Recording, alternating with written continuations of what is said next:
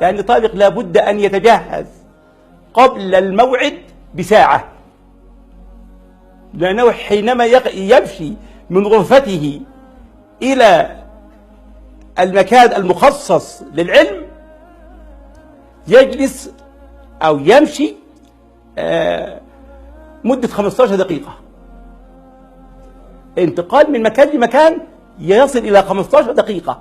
5 سنين من الكفاح والصبر والهمة العالية لم تجعل طارق يستطيع الكلام فقط أو أن يختلط بالناس أو أن يقرأ القرآن بشكل جيد فحسب، إنما حقق الله له أمنية لم يدر في خلده يوما أن يحققها أو أن ينال شرفها، فقد أتم بفضل الله تعالى في هذا العام حفظ كتاب الله كاملا.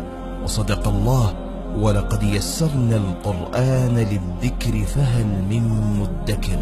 في البداية لما رأيت الصعوبات التي واجهها لم أكن أتوقع أنه سيكمل ويختم القرآن، لكن لما رأيت من جده وإصراره ومثابرته، والله تعالى يقول: والذين جاهدوا فينا لنهدينهم سبلنا، بحمد الله يعني أتمم طارق حفظه للقرآن بفضل الله ثم بفضل جده واجتهاده.